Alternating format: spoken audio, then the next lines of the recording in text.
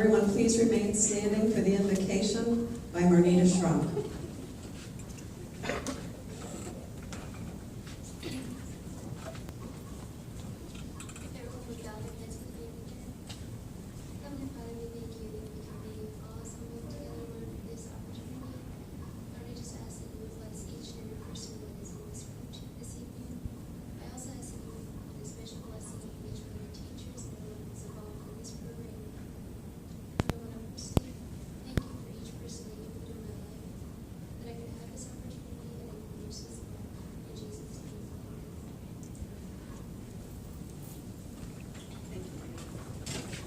Be seated. At this time, I would ask that everyone please silence their cell phones so that there are no interruptions. Thank you.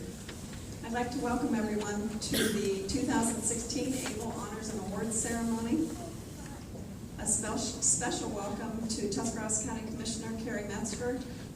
Carrie has seen this graduation for many, many years, and he does notice that we are quite shy from what we used to be here. So I thank you for attending.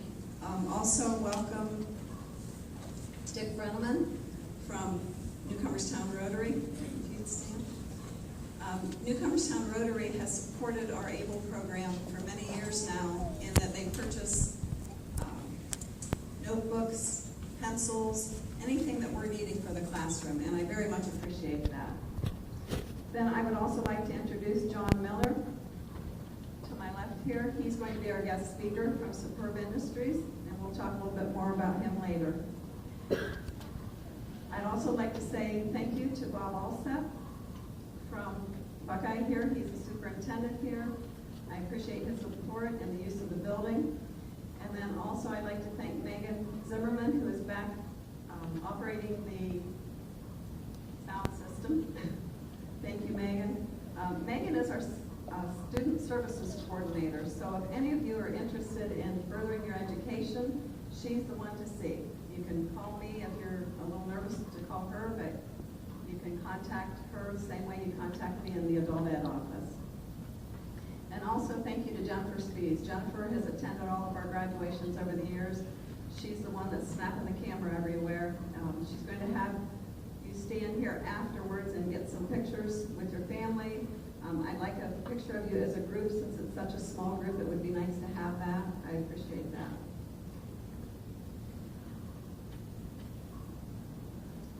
And I'd like to thank all my instructors who are sitting kind of in the third row back here. Thank you does not begin to acknowledge all that you do for your students, all the time that you spend working outside of class to ensure that they pass, all of the efforts that you contribute help them to succeed where they are today. Before this new computer-based test, our program was used to serving about 400 students a year. We encompass 3 counties, and we would have upwards of 150 graduates, with 50 to 80 walking each year. You can see why it's a little bit different, kind of small. This year we had 28 graduates, and 8 of you walked. For those of you who learned percentages well this year has the better attendance with 30%, and I left out what I was going to say. 88 graduates last year, 20 walked. 28 graduates this year, 8 walked. So your percentage is 30% of you are walking compared to the 23% that walked last year. So I'm proud of you. There's only 8 of you here, but I'm proud that you came and are doing this. You're small but mighty. Be proud of what you've accomplished. And now, Mr. Alsep, our superintendent, would like to say a few comments.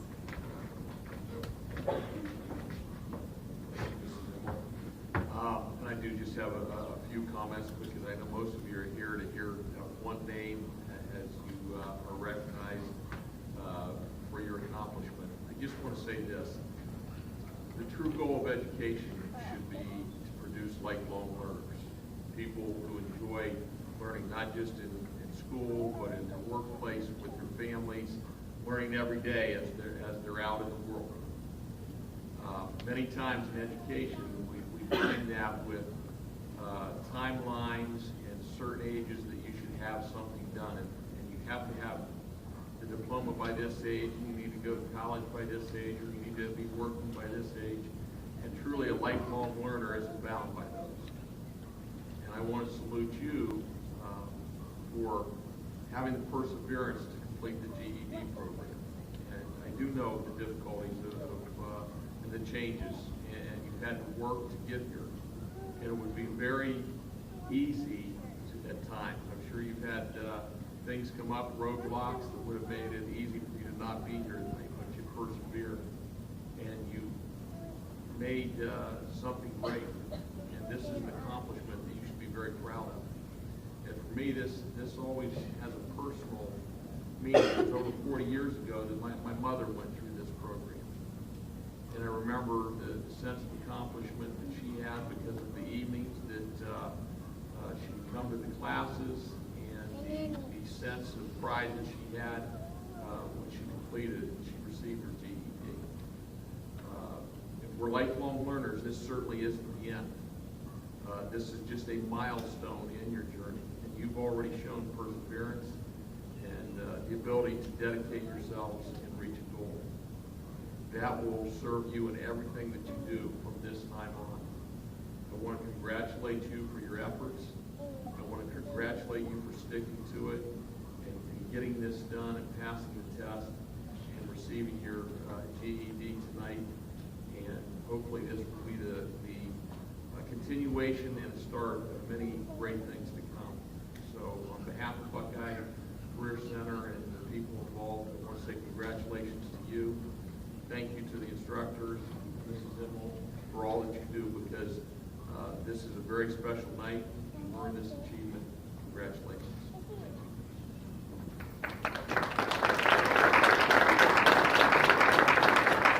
Thank you, Bob. We will now have music by Ireland Thurston.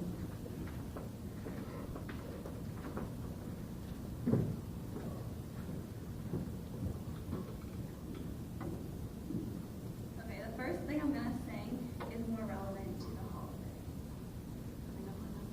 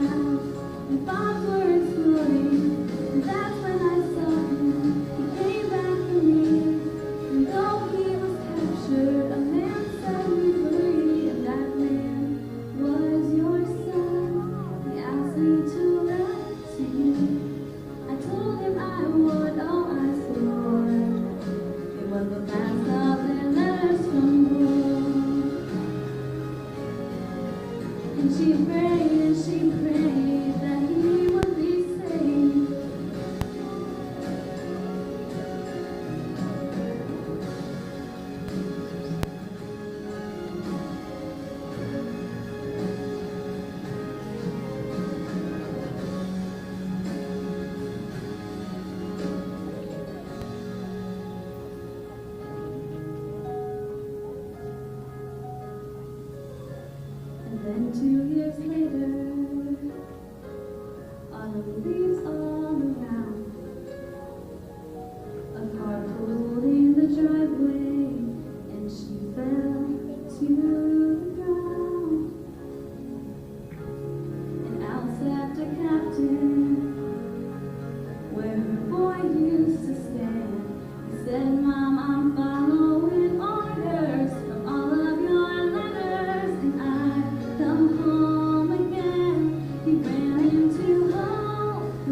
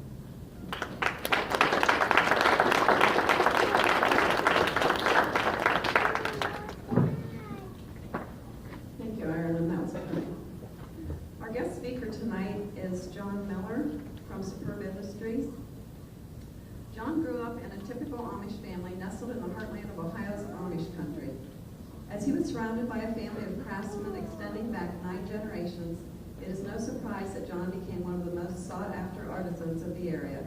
But his early life did not exactly follow the traditional path of his fellow Amish siblings. At the age of 24, John made the choice to leave the Amish lifestyle and spread his wings outside the Amish community. He studied engineering and pursued a career working design and manufacturing engineering positions with Simmons Cutting Tools, Chrysler Corporations, and Beeler of America, Incorporated. After successful stints with other manufacturing companies, John founded Superb Industries with his brother in a 2-car garage. John was still employed with other manufacturing companies, but the desire to create Superb was powerful. The duo had a deeply embedded vision to make a difference in the manufacturing arena. John recalls this time vividly because he was committed to the notion that creating a company that would solve real-world problems better, deliver goods on time at an equitable price, and treat employees well would make a superb difference in the manufacturing arena. It didn't matter that the Millers lacked nearly every tangible resource, from money to machinery. Being superb was the watchword, even when it meant being superb with what little they had, where they were at the time, in a 2-car garage, with a decrepit grinder, used milling machine, welder, and no money. Superb? It was an audacious overstatement, but it mattered not because the underlying attitude and intent was authentic, as was the vision of what the company was destined to become. Growing up in the Amish culture, John's communication skills were underdeveloped and could have limited his opportunities. Instead of letting this define him, he realized the value of education. He took the opportunity to improve his skills and obtained a liberal arts degree with a heavy emphasis on public speaking and written communication. This combination was a perfect addition to his well-developed technical skills. In 1993, he received a Bachelor of Arts from Ambassador University and took a management position with a related nonprofit organization in Bonn, Germany, where he applied his newly acquired communication skills. It was a turning point. It was in Germany that the genesis for what would later become the bottom-up organizational ecosystem occurred.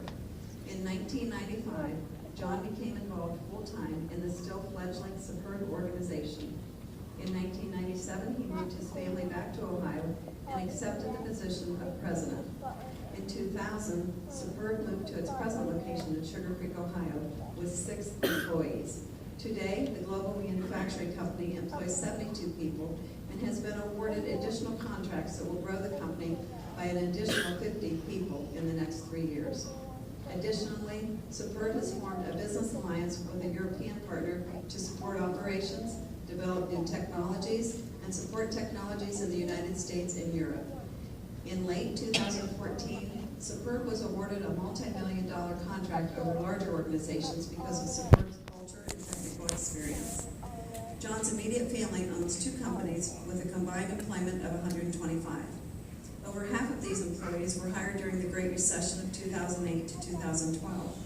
Combined revenue in 2014 was nearly $16 million, generated from the production of 130 million engineered components, and the organizational tree continues to grow and strengthen. Over half of these manufactured components were shipped competitively to low-cost countries like Mexico and China. Superb has been ranked among the top 100 fastest-growing U.S. manufacturers for the last 3 consecutive years by INC magazine. All of this success started with a man who grew up driving a horse and buggy and living the plain lifestyle in the United States' largest Amish community. Bottom-up management, as it was then called, became an integral part of Superb's organizational development starting in 1997, and it continues to evolve. It was a focus of study during John's Master's of Arts in Organizational Management degree that he received from the University of Phoenix in 2006. Please join me in welcoming John Howell. Good evening to all of you. I'd like to especially recognize our honored guests and the graduates, friends, and family. It is truly an accomplishment that you are celebrating this evening, one that is near and dear to me. I was just thinking about it. It's almost exactly 30 years ago that I got my GED. It was a little bit different. Somehow I have led a life that has taken me places most people don't go, or in ways that most people don't go. What I did is I didn't know about, I'm sure Buckeye had the program back then, so to get my GED I went to the Dover Library and borrowed a Barron's prep book, took it home and read it, studied it for I forget how long, it was over a period of a number of weeks, and then I went to Canton City Schools and took my test and ended up passing it. I don't remember what my score was, but I'm sure it wasn't all that high. But I'd just like to make a couple of comments before I get into the comments that I want to share with you this evening, and that is the value of a lifetime of learning. School and college and all of those things are necessary and contribute, but I think it's most important that we continue to learn. When we don't learn something new every day, life gets really boring. So most of my adult life, that was 30 years ago, as was mentioned in the bio, studied engineering. One of the great regrets I have in life is I never completed my mechanical engineering degree. A year and a half after moving from the area, I was hired by Chrysler Corporation, and I thought, well, I've already got an engineering job, had a young family, so I wasn't able to, or chose rather, not to complete it. And then continued on and finally finished my master's degree in 2006 while running a company. Did most of the homework between 11 at night and 2 in the morning. So that gets old after a while. So I think I'm done with formal education at this point.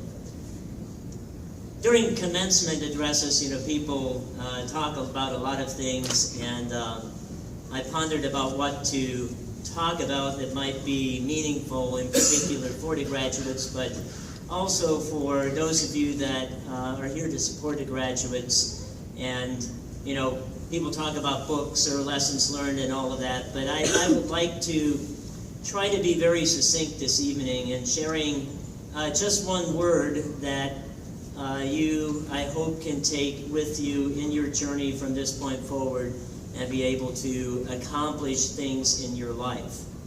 So instead of a big formula, instead of having a cute phrase, I'm going to boil it down to one word. And actually, the one word that we're going to talk about this evening is very short. And it happens to start actually with the second letter of the alphabet, A, B. The word that I want to share with you this evening is simply the word bee. Not the little insect that flies around and is, according to some reports, dying off and causing us all kinds of problems because of the lack of pollination, but rather to be. And this is the thought that I would like to leave in particular with the people, the graduates this evening, and that is, be all you can be by being who you are. Now that sounds perhaps a little bit trite, but when we think about it and reflect on it, so many people want to be someone. And the thought behind that is that I want to become like someone else, or I want to become someone of import, and in doing so, we waste valuable time attempting to be someone that we are not.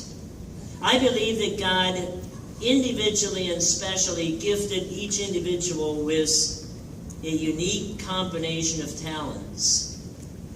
And we are best served, and those people around us are best served by being, as I mentioned before, all you can be by being who you are. Now let me give you a couple of pointers on how you might do that. The first one is walk the right way. Now, have you ever observed how people walk? One of my favorite pastimes when I travel, and I do a lot of that. I spend more time in airports than I care to admit. And you see a lot of people moving around. And you watch people, and more is often learned and said by what people don't say and just the persona that they have. And walking is a major feature. And I look around my company, I pay attention to how people walk. When we have applicants come in, I watch how they walk because it tells you a lot on how ambitious they are, how assertive they are, and what type of a person they are. But that's not really what I'm talking about when I say walk the right way. I'm talking about what you do, who you are. There is never a right time to do the wrong thing. It was mentioned in the bio, we have just been awarded a huge project that will change our company in many ways that we probably don't understand yet. The reason we were awarded that project was not the result of some fancy marketing gimmick or mailing out thousands of letters or advertising. Here's what happened. One of our customers had a problem caused by another supplier, and they came to us, and many of our team members worked many and long hours to get them out of a pickle. And it was pretty difficult because they were going to shut down Ford's assembly line. It was because we did the right thing, even though there was little to be gained at that point, that certain individuals came to visit us, and after seeing the company said, well, we know about this project, and we know of a company that is looking for someone like you. And we haven't been able to find anybody that was able to or had the technology to do what they needed to do, and it's renewable battery technology. 3 weeks after that visit, we ended up with the largest contract in the history of our company. It was not the result, as I mentioned, because of advertising or efforts, and it was coincidental. I believe it was the result of doing the right thing. So walk the right way. The second thing in being who all you can be is to stand up. To stand for something. There's the country song that says, if you don't stand for something, you're going to fall for anything. And I believe that to be true. I interface with a lot of people in business and church work and so on and so forth, and I can respect someone that may disagree with me on any number of issues. But if they stand for who they are worthy of respect. And it's no different for you. Be who you are. Do all you can do with what you have. And then finally, this is something that perhaps we don't do enough of. And that is to sit and to ponder and to think. To take time to analyze and ponder what you can do.